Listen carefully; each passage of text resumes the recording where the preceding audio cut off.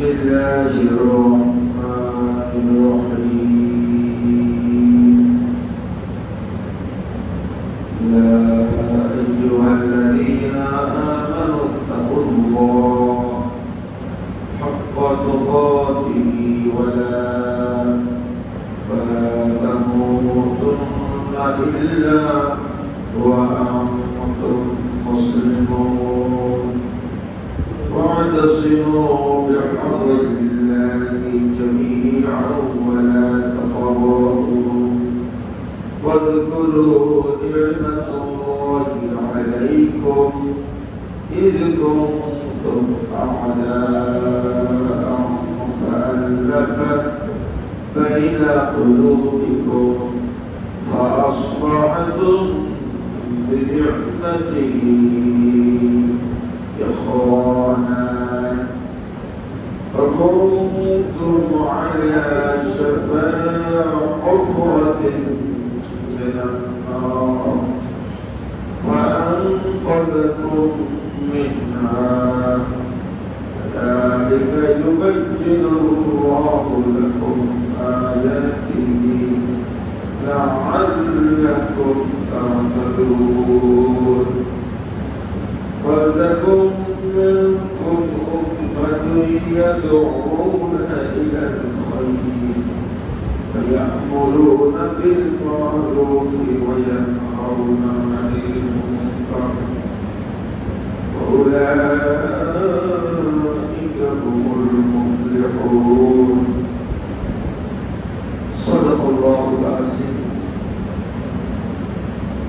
وقال محمد صلى الله عليه وسلم يوشك أن يأتي الزمان لا يبقى من الإسلام إلا اسمه ولا يبقى من القرآن إلا رسمه مساجدهم عامرة وهي خراب من الهدى علماؤهم شر بعد حديد السماء فيهم تخرج الفتنة وفيهم تعود رواه البخاري. شكر الرشد اللهم صل على محمد وعلى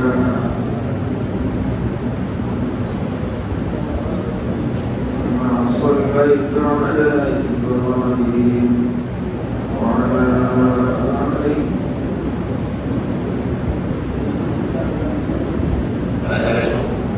اللهم صل وسلم وبارك عليه. আল্লাহ সুবহানাহু ওয়া তাআলা শুকর। আল্লাহ পাক আমাদের মসজিদে আসার ঈমান দান করেছেন। আল্লাহর উদ্দেশ্যে মসজিদে বসার তৌফিক দান করেছেন এবং আল্লাহ রাসূল বলেন মসজিদের মধ্যে কোরআনের কোনো দার্সে যখন মানুষ সমবেত হয়ে বসে ইল্লা নাযালাত আলাইহিমুস সাকিনাহ ওয়া রাহমাহ, এই মাজলিস আমি শান্তি আর রহমত দিয়ে ভরপুর করি।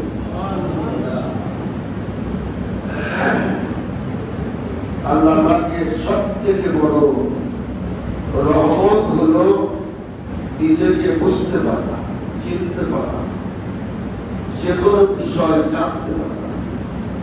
আল্লাহ বলেন কুরিয়া আলাইকুম ফাইদা কুরিয়াল কুরআন ফাসতামিউ লাহু ওয়া আনসিতু লাআল্লাকুম। তোমরা মনোযোগ সহকারে আল্লাহর কথা শোনো, তোমরা রহমত প্রাপ্ত হও, তোমরা সত্য জানতে পারো। আমি আপনাদের সম্মুখে আজকে আমরা কিছু কথা বলার জন্য সূরা আল ইমরানের 102, 3 এবং 4 তিনটি আয়াত পাঠ করলাম এবং বুখারী শরীফ থেকে হুজুরে নূর সাল্লাল্লাহু আলাইহি ওয়াসাল্লামের একখানা হাদিস পেশ করেছি। আমরা এর আলোকে কিছু কথা বলছি। আগে নবীর হাদিসটা শুনি। আল্লাহ নবী বললেন, এমন একটা জামানা আসবে, আলাল জামান, মানুষ এমন একটা জামানা কাল অতিক্রম করবে, তখন চারটে আলামত দেখা যাবে। লা ইয়াবকা মিনাল ইসলাম, ইসলাম থাকবে না। মানুষের আমলে, আখলাকে, চরিত্রে, পরিবারে, সমাজে ইসলাম খুঁজে পাওয়া যাবে না। ইসলাম বাকি থাকবে না। ইল্লা ইসমুহু, ইসলাম নামে থাকবে।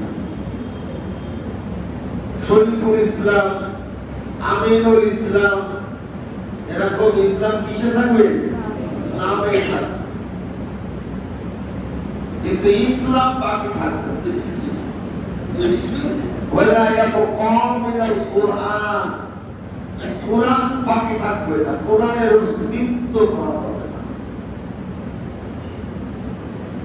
চিন্তায় কুরআন পাওয়া যাবে না, আমলে কুরআন পাওয়া যাবে না, কথার মধ্যে কুরআন পাওয়া যাবে না, কুরআনের চর্চা থাকবে না। কিন্তু কি থাকবে? রসম, ইসলাম কুরআন থাকবে, রসম রেওয়াজে থাকবে। কেউ মারা গেল, কুরআন একটু পড়িয়ে দিলাম। কেউ অসুস্থ, কুরআন একটু পড়িয়ে দিলাম। এরকম সমাজের কিছু রসম রেওয়াজে মৃত্যুবার্ষিকী মাইকে কোরআনের তেলাওয়াত চালাই দিলাম। আর মাসাজিদুহুম আমিরাতুন, মসজিদ হবে মানে জমকালো মসজিদ।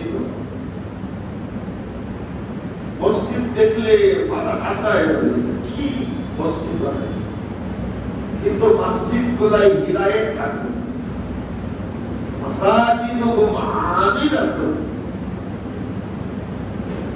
খুবই সুন্দর সুন্দর মসজিদ বানাবে, টাইলস থাকবে, তারপরে আপনার এয়ার কুলার থাকবে, এসি থাকবে, হ্যাঁ, কিন্তু হিদায়াত থাকবে।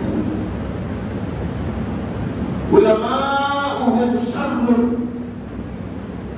আর আকাশের নিচে জমিনের উপরে আলেমরা হবে সবথেকে নিকৃষ্ট। আলেমরা নিকৃষ্ট হবে। আপনি আলেমদেরকে বাঁচাবেন কিভাবে? উলামাউহুম শাররুন, আলেমরা হবে নিকৃষ্ট। এবং আলেমরা যে নিকৃষ্ট হবে, জন্য আলেমরাই দায়ী। তার কারণ ফীহিম তাখরুজুল ফিতনাহ, আলেমরা ইসলামের নামে, আল্লাহর নামে জমিনের মধ্যে ফিতনা ছড়ায়। ইসলামের নামে ফিতনা, আল্লাহর নামে ফিতনা ছড়ায়।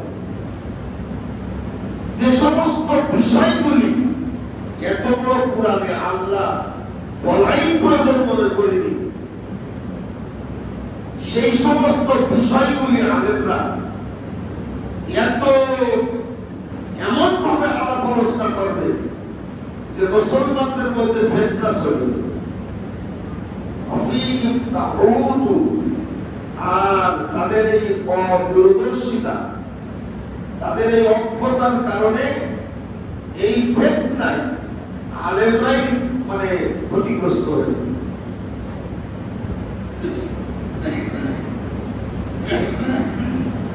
আলেমরা যদি ক্ষতিগ্রস্ত হয়ে যায়, জাতি আর রাস্তা হবে। এই যে মসজিদ ভালো সুন্দর, কিন্তু হিদায়াত নেই। এই মসজিদের একটা হক আছে, মসজিদে মানুষ কেন সুবিধা? আল্লাহ রাব্বুল আলামিন বলেন, ফীহি রিজালুন ইউহিব্বুনা আন ইয়াতাতাহহারু। আমি কেন মসজিদে আসবো? শুধুমাত্র 2 রাকাত নামাজ পড়ার জন্য।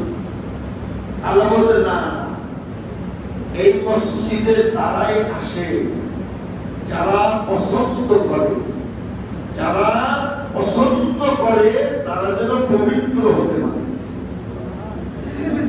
তাহলে মানুষকে পবিত্র করা কারখানার নাম হলো মসজিদ। এখন আমরা যদি পবিত্র হতে চাই, আমাদের বিশ্বাস পবিত্র করতে হবে, আমাদের নফস পবিত্র করতে হবে, আমাদের কর্ম পবিত্র করতে হবে, আমাদের সম্পদ পবিত্র করতে হবে, আমাদের শরীরকে পবিত্র রাখতে হবে। এই পবিত্রতার যত বিষয় আছে এগুলি যদি আমাদের মসজিদে আলাপ আলোচনা করা, এখানে এসে যদি আমরা শুদ্ধতা না শিখতে পারি, ধর্মের শুদ্ধতা, আত্মার শুদ্ধতা। মসজিদ হলো একটা শিক্ষালয়, একটা প্রতিষ্ঠান, এটা হলো সব থেকে বড় শিক্ষা। এই জুম্মার দিন সকল স্তরের লোকদেরকে এই শিক্ষা প্রতিষ্ঠানে আমাদের অংশগ্রহণ করতে এবং এই জুম্মার আলোচনা আল্লাহ ওয়াজিব করে দিয়েছেন। তাহলে কুরআন থাকবে, তেলাওয়াতে থাকবে, কুরআন থাকবে, কিরাতে থাকবে, তারাবিতে থাকবে, হিফজখানায় থাকবে, কিন্তু কুরআন নিয়ে চিন্তা ভাবনা থাকবে। ওই জামানাটা হচ্ছে সব থেকে বড়।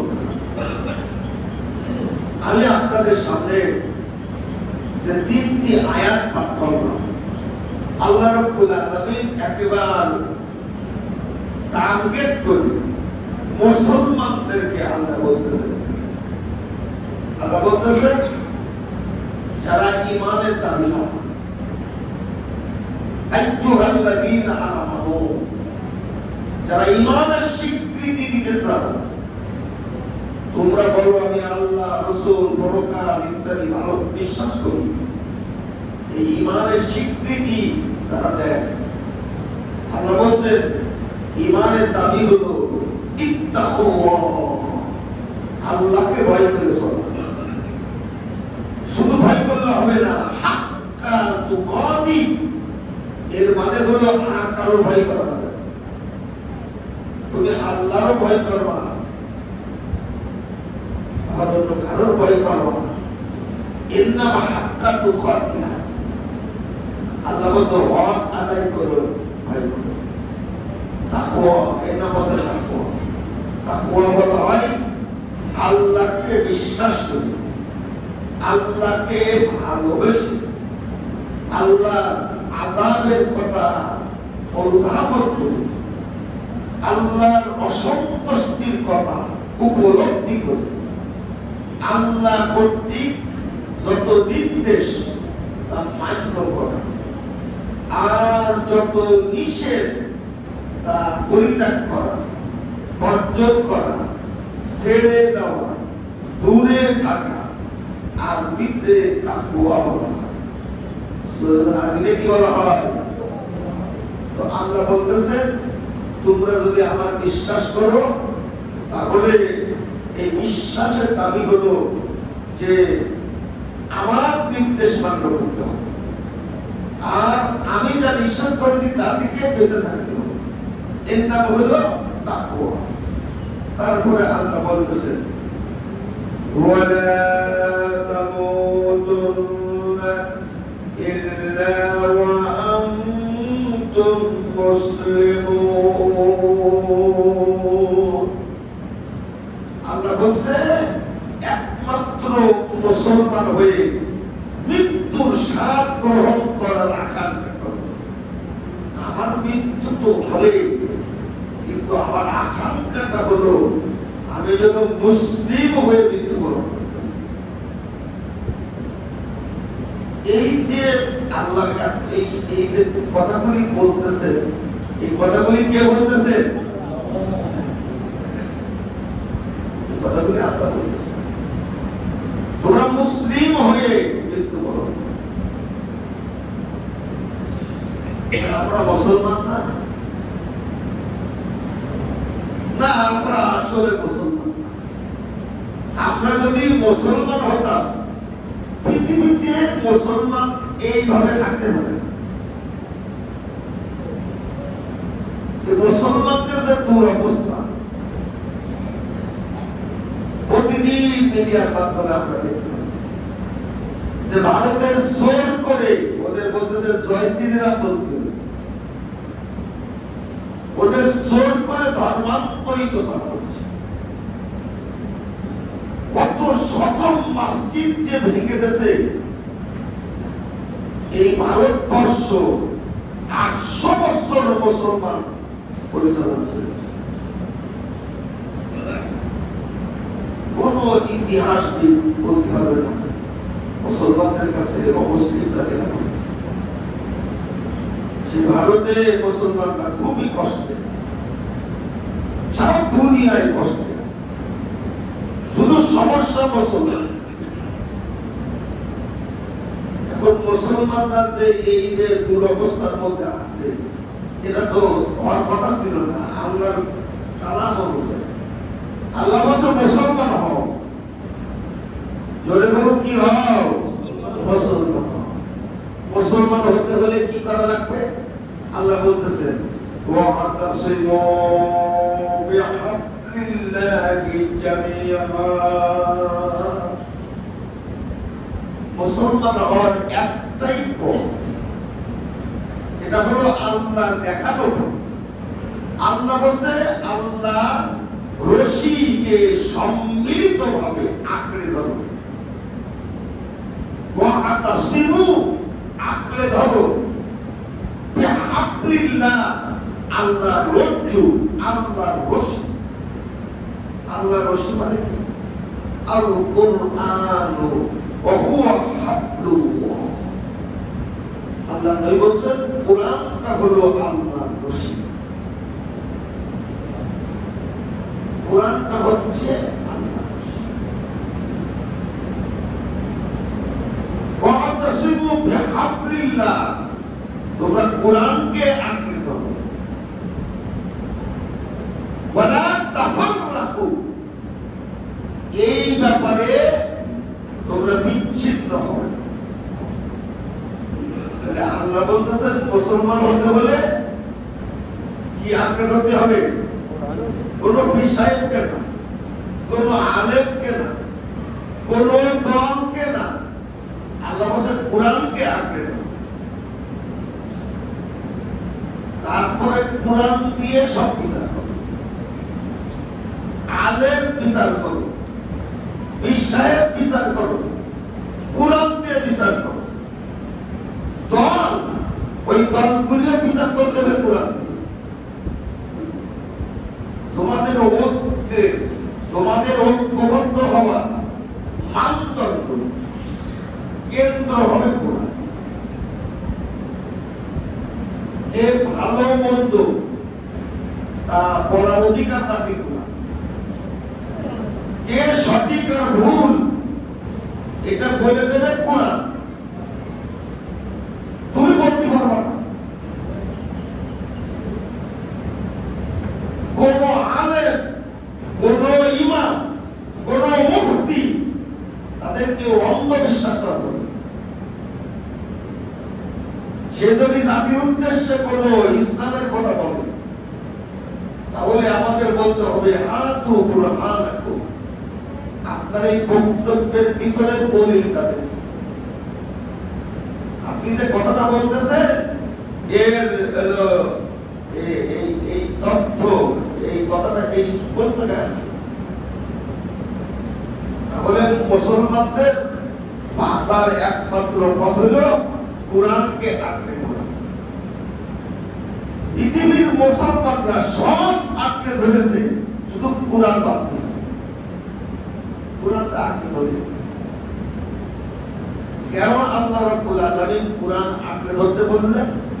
আল্লাহ বলছে শুধু পরকালে বাঁচার জন্য না। আল্লাহ বলতেছেন কি শোনে? আল্লাহ বলেন ওয়াযকুরু নি'মাতাল্লাহি আলাইকুম ইয কুনতুম আ'দাআন। তোমরা তো একজন আরেকজনের শত্রু, তোমরা তো একজন আরেকজনকে দুশমন মনে করো, আর দুশমন মানে হলো তা শেষ করতে হবে।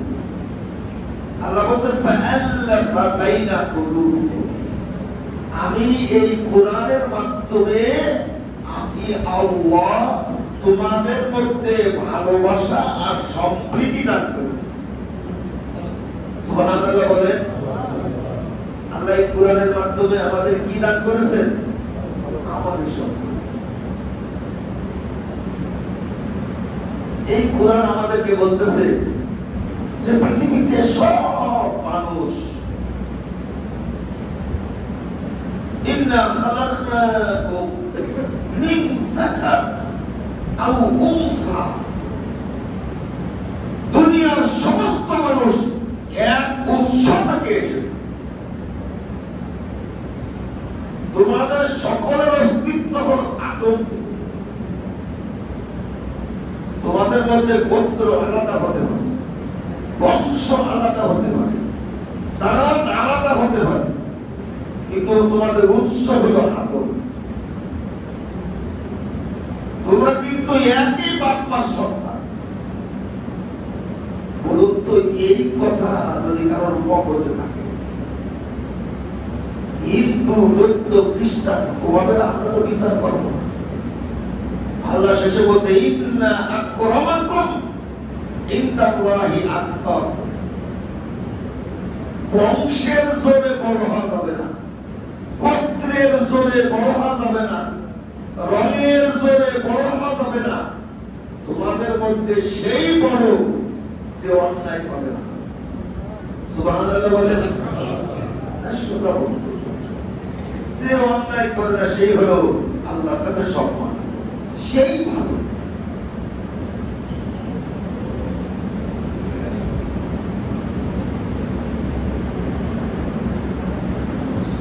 আল্লাহ রাব্বুল আলামিন আমাদের কোরআনকে বলতেছে, এরপরে কি বলছে?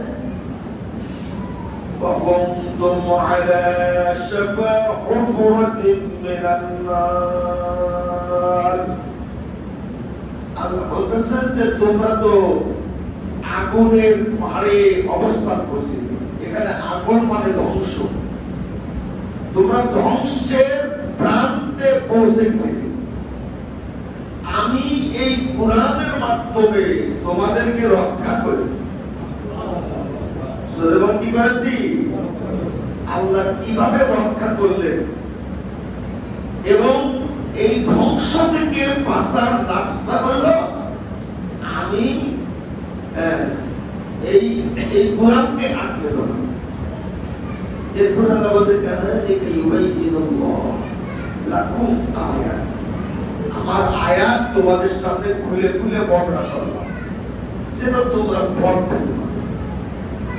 আমরা এই আয়াতের মাধ্যমে যে কথাটা বুঝলাম, আল্লাহর বক্তব্য হলো যদি আমরা মুসলিম হতে চাই তাহলে কোরআন আঁকড়ে ধরতে হবে, আর আমরা যদি ধ্বংস থেকে বাঁচতে চাই তাহলে কোরআন আঁকড়ে ধরতে হবে। আর তাফাররুক বিচ্ছিন্ন থাকা যাবে না। যদি বড় কি থাকা যাবে না? বিচ্ছিন্ন থাকা যাবে। এখন একটা হলো বিচ্ছিন্নতা, আর একটা হলো ঐক্যবদ্ধতা, আর একটা হলো মতের ভিন্নতা। এখানে তিনটি বিষয়। একটা হলো মতের ভিন্নতা, আর একটা হচ্ছে বিচ্ছিন্নতা, আর একটা হচ্ছে ঐক্যবদ্ধতা। একটি ফরজ, একটি হারাম, আর আরেকটি হলো জায়েজ আবার না জায়েজ। একজন মুসলমান সর্ব অবস্থায় তারা ঐক্যবদ্ধ থাকার চেষ্টা করে। ইয়াদুল্লাহি আলাল জামাআত। ইসলামে ঐক্যের এত গুরুত্ব। আল্লাহ রাসূল বলেন ইদা খারাজা সালাসাতু ফি সাফরিন, তোমরা যদি সফরে, তোমরা যদি বের হও আর তোমরা যদি 3 জন থাকো, ফালিউআমিরু আলাইহিম আহাদাহুম, তাহলে তাদের মধ্যে একজনকে আমির বানাও। 3 জন একসাথে রওনা দিয়েছো, তাদের মধ্যে একজন কি থাকবে? আমির থাকবে। মান ফারাকাল জামাআত শিবরান, যারা ঐক্য থেকে দূরে থাকবে। মান ফারাকাল জামাআত, জামাত মানে ঐক্য, শিবরান এক বিঘত পরিমাণ ঐক্য থেকে দূরে থাকবে। ফাকাদ খালা রিবকাতুম মিনাল ইসলাম, আল্লাহ বলেন তার গর্দান থেকে ইসলাম আলাদা করে দিয়েছে। আপনি চিন্তা করেন ঐক্যের কত গুরুত্ব। ইয়াদুল্লাহি আলাল জামাআত, আল্লাহ বলেন ঐক্যের উপরে আল্লাহর হাত বিদ্যমান। ইয়াদুল্লাহ মানে আল্লাহর হাত, আলাল জামাআত যারা ঐক্য তাদের উপরে আল্লাহর হাত বিদ্যমান। রাহমাতুল্লাহি আলাল জামাআত, ঐক্যের উপরে আল্লাহর রহমত বর্ষণ। মানুষ তাহলে ঐক্য ফরজ, জোরে বলুন কি? ঐক্য ফরজ, ঐক্য। আর অনৈক্য হারাম, জোরে বলুন অনৈক্য হারাম। আর মতানৈক্য জায়েজ। মানে আপনার সাথে আমার বিভিন্ন ব্যাপারে মতের ভিন্নতা থাকবে, কিন্তু মনের ভিন্নতা থাকবে। মতের ভিন্নতা থাকবে, কিন্তু মন আলাদা থাকবে। নবীদের শরীয়ত এক ছিল না, কিন্তু কলেমা এক ছিল। কথা বলে নবীদের শরীয়ত কি? শরীয়ত এক ছিল না। সব নবীদের শরীয়তে রমজান মাসে রোজা ফরজ ছিল না। কোন নবীর শরীয়তে প্রতি মাসে 3টে রোজা ফরজ ছিল, 5 ওয়াক্ত সালাত ফরজ ছিল না। শরীয়তের মধ্যে ভিন্নতা ছিল, কিন্তু কলেমা ছিল কি? কথা বলছে না কেন? আল্লাহ বলছে লা নুফাররিকু বাইনা আহাদিম মির রাসূল, আমরা নবীদের মধ্যে আলাদা করি। নবীদের শরীয়তের মধ্যে ভিন্নতা ছিল, কিন্তু নবীরা কি আলাদা ছিলেন? নবীরা আলাদা ছিলেন। আমার আপনার টুপির মধ্যে ভিন্নতা থাকবে, জামার মধ্যেও ভিন্নতা থাকবে। আমার আপনার কর্মক্ষেত্র ভিন্ন, কিন্তু আমার আপনার কলেমার নাম তো লা ইলাহা ইল্লাল্লাহ। কথা বলছে না কেন? আমাদের কলেমার নাম কি? লা ইলাহা ইল্লাল্লাহ। আমাদের কিবলায়, আমাদের কাবায়, আমাদের রাসূল, আমাদের শেষ নবী, আমাদের কুরআন এক। আমরা আলাদা থাকি, এবং যে সমস্ত বিষয় আমরা আলাদা, যে সমস্ত কারণে আলাদা, ওগুলো আল্লাহ আলোচনাই করি। কোরআনের মধ্যে রফউল ইয়াদাইন আলোচনা করেছে, হাত উঁচু করতে হবে, এই আলোচনা কি কোরআনে আছে? কথা বলছে না কেন? এই মিলাদ কিভাবে পড়তে হবে, এই কথা কি কোরআনে আছে? নেই। এই নামাজের পরে মুনাজাত করা যাবে কি যাবে না, এই কথা কি আল্লাহ কোরআনে বলেছে? এগুলো আল্লাহ প্রয়োজন মনে করি। তোমার যদি মুনাজাত করতে মনে নাই চাই, নামাজের আগে দুই হাত পিছনে আগে ছড়ি দিয়ে বাঁধো, মুনাজাত করতে বলেছে। আর আরেকজন যদি বলে আল্লাহ এই 2 রাকাত নামাজ পড়লাম, তুমি আমার নামাজটা কবুল করে না, তুমি বাধা দিয়ে আর কি দেখছো না? এই সমস্ত বিষয় মাথায় আনা যাবে না। এই সমস্ত বিষয় নয়। আসল ব্যাপার দেখেন, 5 ওয়াক্ত নামাজ কিন্তু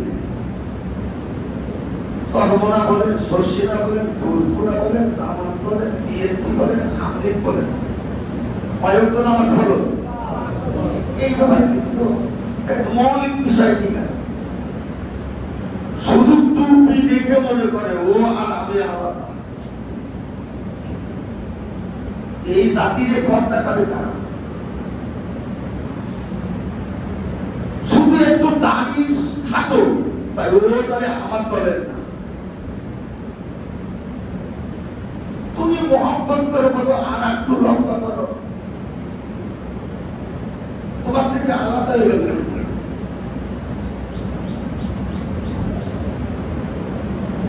এজন্য আল্লাহ রাব্বুল আলামিন ইফতিরাক হারাম। তাহলে আমাদের এক থাকতে হবে, জোরে বলুন কি থাকতে হবে? মানুষ ঐক্যবদ্ধ থাকতে পারে না স্বার্থের কারণে। জোরে বলুন কিসের কারণে? এই মুসলিম 200 কোটি মুসলমান আর প্রায় 1 কোটি ইহুদি। 200 কোটি মুসলমান আর 1 কোটি 56টা দেশ মুসলমান। এই 200 কোটি মুসলমান ইসরায়েলের সামলাতে পারে না। এই জন্য আল্লাহ দায়ী না আমেরিকা দায়ী না মুসলমানরা দায়ী? আরে পৃথিবীতে 5টা পরাশক্তি, এত বড় একটা সংখ্যা, মানে 200 কোটি একটা জাতি, তারাই সেই পরাশক্তি 5টার মধ্যে নেই।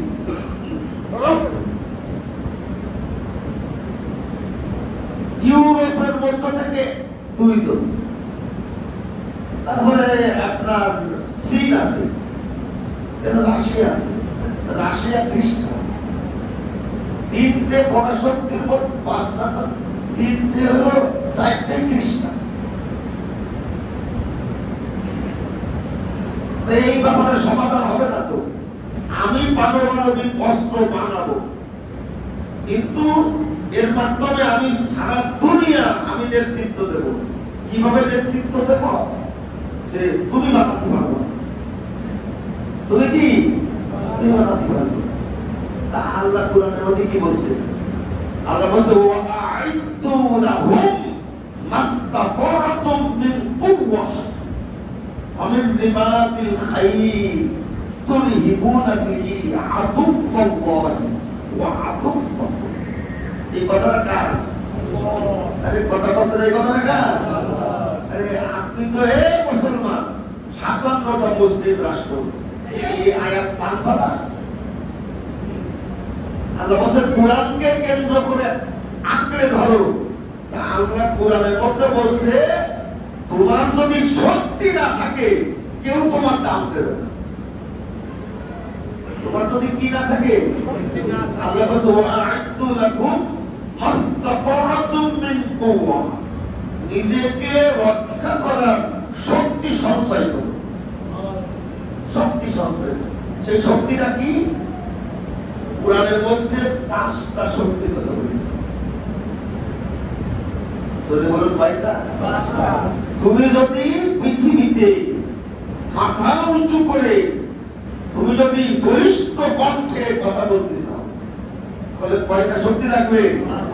5টা শক্তি। এই যে আমেরিকা কি করেছে জানো? ট্যারিফ দিয়েছে নাকি? তারপরে শুল্ক, সব দেশ ওই কাকতি বিরতি করতেছে যে একটু দয়া করা যায় কিনা। একটা দেশ তুমি দিবা, আমিও দেব, সে দেশের নাম কি? এর নাম হলো শক্তি, এর নাম হচ্ছে অর্থনৈতিক শক্তি। জোরে বলুন কি শক্তি? আমাদের অর্থ আছে কিন্তু শক্তি আমাদের কাছে নেই। শক্তি হলো ডলারে ঢুকেছে। জোরে বলো, অর্থের শক্তি ঢুকেছে কোন জায়গায়? ডলারে ঢুকেছে। এই সৌদি আরব তেল বিক্রি করে, কাতার তেল বিক্রি করে, কুয়েত তেল বিক্রি করে। আমেরিকার বক্তব্য তোমার তেল সারা দুনিয়ায় বিক্রি করতে পারবে, কিন্তু কিসের মাধ্যমে? ডলারের মাধ্যমে। এটা হলো বুখারী শরীফের হাদিস। এই ডলার ছাড়া তুমি তেল বিক্রি করতে পারবে না। এটা নাম হচ্ছে শক্তি। এই জন্য পৃথিবীর যারা বড় বড় অর্থনীতি তারা এখন বিকল্প চিন্তা ভাবনা করতেছে যে ডলার বাদে আজ থেকে প্রায় 30 বছর আগে এই মোহাম্মদ মাহাথির বলেছে কি যে 56টা মুসলিম রাষ্ট্রে আমাদের একটা টাকা থাকা দরকার। যে টাকাটার নাম হচ্ছে ইসলামিক গোল্ড। আমাদের পারস্পরিক এই অর্থের লেনদেন আমরা এই গোল্ডের মাধ্যমে আমরা করব। যেমন ইউরোপের লোকেরা ইউরোর মাধ্যমে করে। শক্তি শক্তি ফেরেশতারা আদম আলাইহিস সালাতু ওয়াস সালামকে সম্মান করলেন। কিসের কারণে করলেন? কিসের কারণে? ফেরেশতারা বলতেছে আল্লাহ আমরা সুবহানাল্লাহ বলতে পারি, আলহামদুলিল্লাহ বলতে পারি, 2 রাকাত নামাজও পড়ে দিতে পারি, কিন্তু এই সমস্ত বস্তুর মধ্যে কি আছে আমরা বলতে পারি। তা আদম আলাইহিস সালাতু ওয়াস সালাম বলতে পারে। তা আল্লাহ বলতেছে এবার তাহলে তো কেন হেরে গেছো? জোরে বল, কিসে হেরে গেছো? আল্লাহ রাব্বুল আলামিন এগুলো বলার দরকার নেই। তোমার তো ইলম নেই, তোমার তো জ্ঞান নেই, দুনিয়া চালানোর জ্ঞান নেই, তোমার সেরকম বিশ্ববিদ্যালয় নেই। মুসলমানদের বাচ্চারা অমুসলিম দেশে পড়তে যায়। মুসলিম দেশে কোনো মানে উন্নত মানের ইউনিভার্সিটি নেই, হ্যাঁ কম মাদ্রাসা আছে। ওই আপনার যে আল-আজহার বিশ্ববিদ্যালয় ওটাও কম মাদ্রাসা, ওটা আধুনিক কম মাদ্রাসা। কথা বলেন নাই? এখান থেকে নেতৃত্ব জ্ঞান কোন লোক তৈরি হবে না, মারামারি করার লোক তৈরি হবে। রফুল এটাই করবো কি করবো না, টুপি মাথায় দেবো কি দেবো না।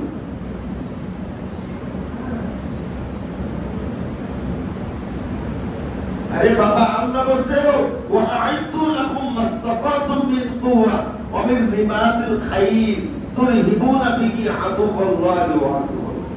আল্লাহ বলতে অশ্ব বাহিনী প্রস্তুত রাখো। কি বাহিনী? অশ্ব বাহিনী। অশ্ব অশ্ব অশ্ব মানে কি? ঘোড়া। মানে রাসূলের জামানায় 3টে বাহিনী ছিল, পদাতিক বাহিনী, হস্তি বাহিনী আর অশ্ব বাহিনী। রণনিপুণতা ক্ষিপ্রতার দিক দিয়ে 1 নম্বর ছিল কি? অশ্ববাহিনী। তার মানে অশ্ববাহিনী প্রস্তুত রাখো, মানে বর্তমান পৃথিবীতে অশ্ববাহিনী মানে কি? ক্ষেপণাস্ত্র। আরে কথা পাচ্ছে না কেন? ক্ষেপণাস্ত্র, হাইপারসনিক ক্ষেপণাস্ত্র। তাহলে কুরআন বলতেছে ক্ষেপণাস্ত্র বানাও। তারপরে কি বানাও? অমিন রিবাতিল খাইল তুরহিবুনা বিহি আদুওয়াল্লাহি ওয়া আদুওয়াকুম। এমন অস্ত্র বানাও মারা লাগবে না, শুধু আসে শুনলে ভয় পাবে। সুবহানাল্লাহ। মারা লাগবে না, শুধু শুনলে কি পাবে? ভয় পাবে। সে হলো তাহলে ওই জামানায় তো সে হলো পারমাণবিক অস্ত্র ছিল না তো। তাহলে এমন একটা শব্দ ব্যবহার করেছে, এমন অস্ত্র বানাও নাম শুনলে কি হবে? ভয় পাবে। তাহলে এর নাম কি? ওইটাকে বলতেছে কি যে ইরান সব পাবে কিন্তু পারমাণবিক অস্ত্র বানাতে হবে। এর মারা লাগে না, এর থাকতে হবে। তাহলে আপনার কি করবে? ভয় পাবে। তাহলে জ্ঞান শক্তি, ঐক্য শক্তি, অর্থনৈতিক শক্তি, এগুলো সত্যি না? এগুলো কোরআনে আছে। আর একটা সত্যি হচ্ছে মিডিয়া। সত্যি বলতে কি সত্যি? তাহলে এই শক্তিগুলো যদি আমাদের না থাকে, এই সমস্ত ব্যাপারে আল্লাহ আমাদেরকে শিক্ষা দেওয়ার জন্য বলছে কোরআন এর মধ্যে তোমাদের মুক্তির রাস্তা আছে। আল্লাহ আমাদের বুঝান বলছে।